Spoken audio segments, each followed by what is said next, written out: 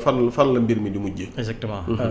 Seydina Fall nu gën ko xam ci Bougazelli moom it sûreté urbaine bu Guédiawaye dañ ko daal di teg loxo ginnaaw ba nu déposé plainte di ko toppee li nga xam ne nag moo di escroquerie ci li nga xam ne nag moo di mbirub immobilier ak koppar gu toll ci 400 000 francs CFA loolee dañ koy daal di toppee. Bougazelli. mbaa jooyul.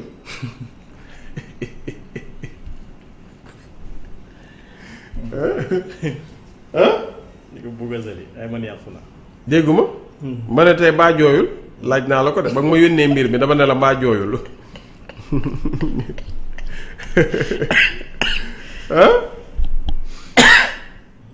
Alaaji. woo nan ko de. Bougazelli de laa xamul ndax laay laajte ndax jooyul. ndax jooyul. doy na war de. mën naa jooy de.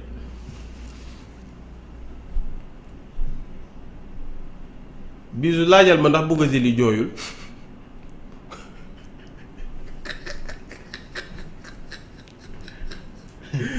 jooy kay boo ko mun moom jooy. jooy kay boo ko mun moom jooy yu rëy rëy moom naka la doon jooyee sa jooyam bu njëkk ba.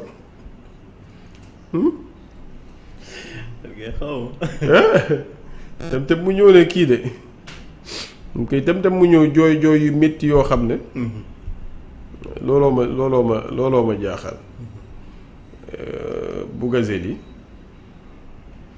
Alaaji man nag. léegi bàyyi leen ma wax leen li Bougazelli def. après ñu soog a ñëw. te Bougazelli moom contrôle judiciaire la nekk. ba léegi. def na ñaataat. yàgg na de. sous contrôle judiciaire de la ne nii moom. yàgg na de. waaw Bougazelli moom.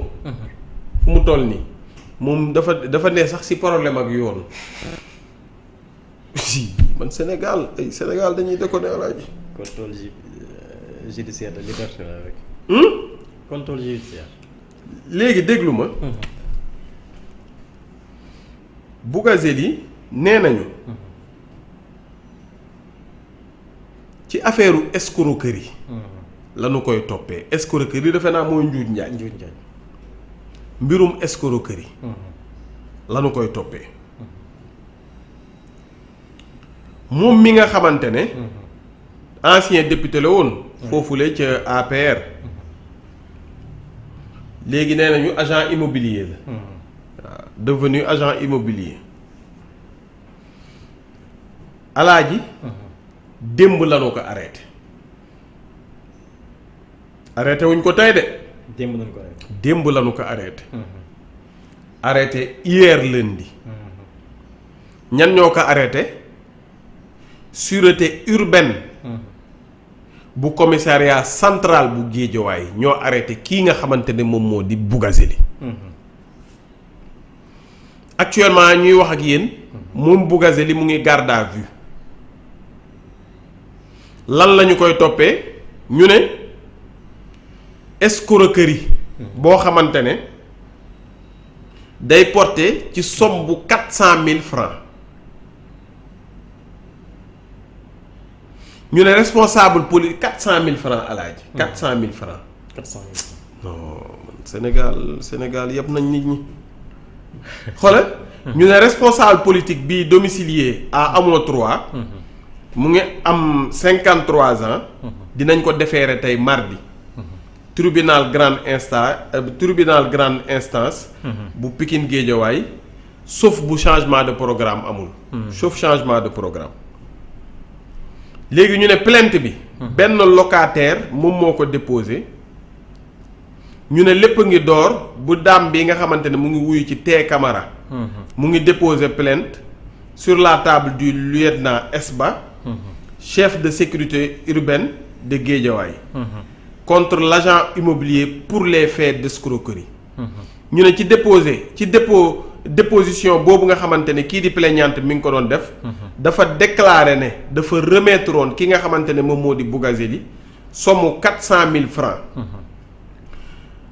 depuis mois wu 2025 pour location wu benn appartement.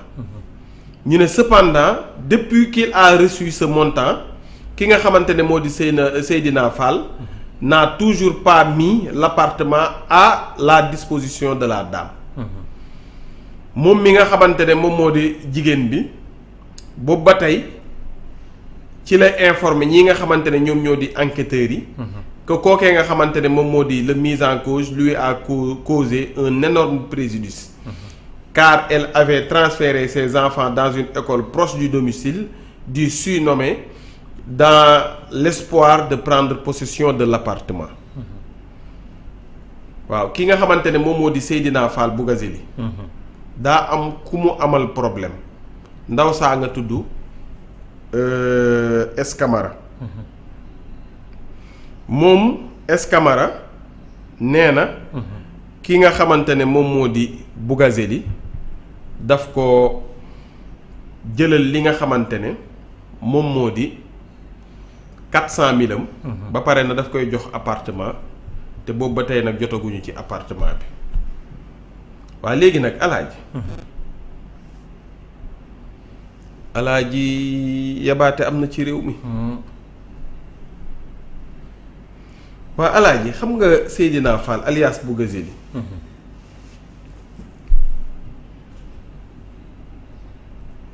ñu ne maa ngi koy gis nii 22 avril 2024. 2024 waaw alaaji l'affaire de l'ex-député Seydina Fall alias Bougazelli les 32 milliards de francs CFA en faux billets de banque toujours en instruction.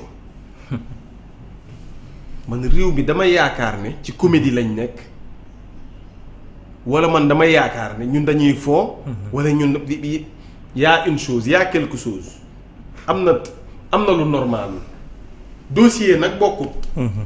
dossier bokkut. dossier bii benn la beneen dossier bii beneen la. leneen lañ ko jàppee lu bokkul ak lu ko. waaw déggoo lu ma la wax. koo xam ne déglul ma article bii Sud Quotidien. ñoo ko bind maa ngi nii jàkkaarloog moom alaaji déglul ñu ne trafic de faux billets de banque ñu ne semble atteindre des niveaux insoupçonnés au Sénégal.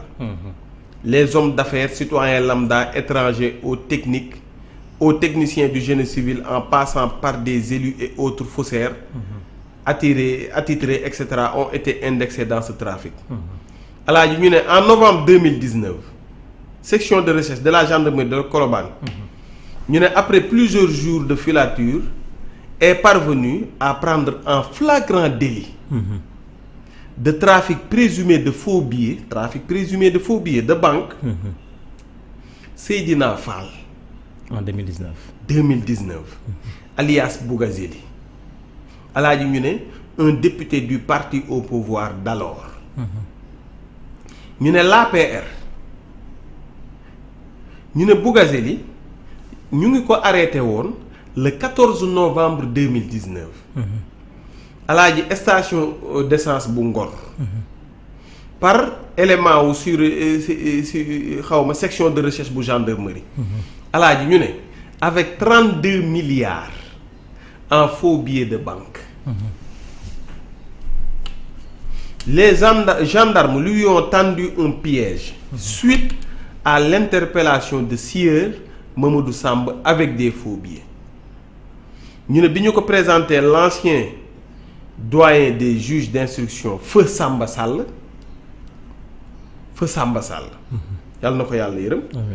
ñu ne après 2 jours de garde à vue dans les locaux de cette unité spéciale à la gendarmerie si lañ ko placé finalement sous mandat de dépôt était placé sous mandat de dépôt pour des délits xam nga yenn délits lañ ko doon toppee alaaj association de malfaiteurs, contrefaçon de billets de banque ayant cours légal, blanchiment de capitaux et corruption.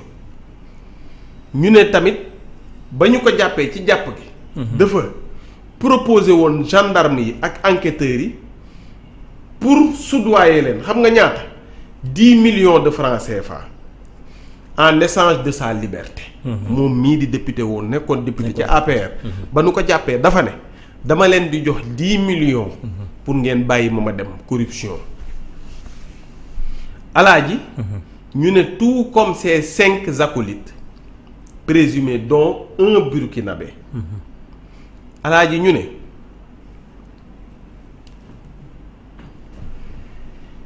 le 3 juin 2020 après un peu plus de 7 mois de prison 2020 ñu ne il a pu recouvrer la liberté avec plusieurs rejets de demande de liberté provisoire introduites par ses avocats pour des raisons médicales ba ñu ko jàppee moom dafa ne dafa feebar auprès de l'ex-doyen des juges d'instruction alaaji ñu ne liberté provisoire bi nga xamante ne moom lañ ko jox ba fu ñu toll nii Bougazelli ci liberté provisoire la nekk alaaji nit koo xamante ne ñu ngi wax ci moom mbirum 32 milliards de faux billets alaaji nit koo xamante ne ñu ngi koy toppee association de malfaiteurs alaaji nit koo xamante ne ñu ngi koy toppee contrefaçon de billets de banque ayant cours légal alaaji nit koo xamante ne ñu ngi koy toppee blanchiment de capitaux et corruption ñu libéré ko sous liberté ñu jox ko liberté provisoire 5 ans après ñu jàppee ko 400 000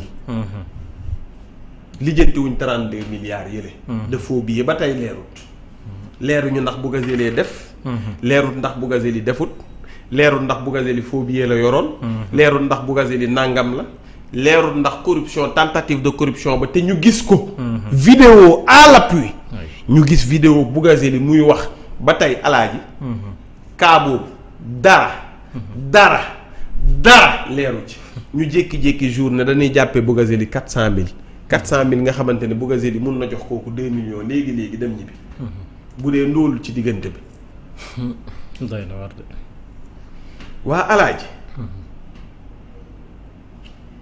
ñu ne dañ ko bàyyi woon sax bu ñu koy bàyyi c'est pour des raisons médicales daa feebaroon jusqu'à nos jours sans que les Sénégalais ne soient édifiés sur les tenants et aboutissants de cette affaire qui a défrayé la chronique parce que secouant la deuxième institution du pays l'Assemblée nationale te moom jamono ji ba mu koy def alaaji lii dee di député la woon alaaji moom liberté provisoire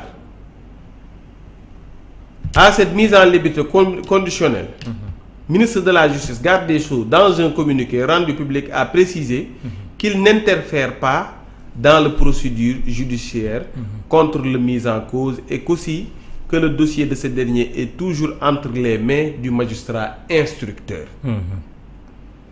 alaaji ñu ne investigation yi ñu ngi suivre seen cours ba tey de à charge et à décharge à la fin desquelles la décision sera prise ou non de le traduire devant la juridiction de jugement le cas échéant a fait savoir le ministère de la Justice kon ba tey kenn jugégul Bougazelli 5 ans après alaaji non sans relever que les motifs de placement sous mandat de dépôt et de mise en liberté provisoire inhérents au secret de l'instruction ne sont connus que du magistrat instructeur, du procureur de la République et des conseils. Dès lors soulignera-t-il dans le même document toute autre information et interprétation sur la décision de mise en liberté et sur la suite qui sera donnée à l'affaire relevant d'une spéculation gratuite.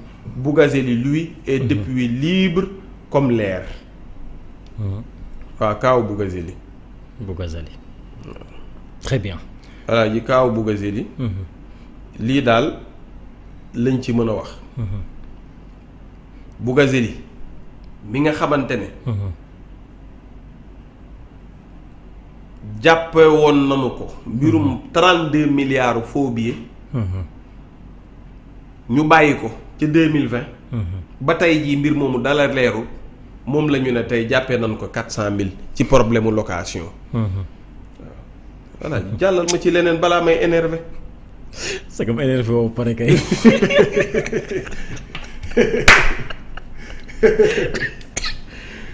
voilà ngir yàlla yéen ci xoolal jàllal ma ci beneen sujet balaa may énervé. da ngay énervé nga ba noonu. 32 milliards yow ñu la koy toppee leeru tey ñu ne waa ñii ci comédie lañ nekk. wala cirque wala foo wala ñu ne 400 000 lañ koy toppee. 400 000 doo comprendre sax alors. dem mu mel ni Alioune Sall rek ma ñu ne dañu koy toppee. 6 000 milliards woo convoqué ko ci 210 millions xaw ma 200 millions. doy na war de alors Gaye fan yëpp ñu ngi waxtaanee kaaw ki nga xam ne nag moo di Umaro Sissoko Embalo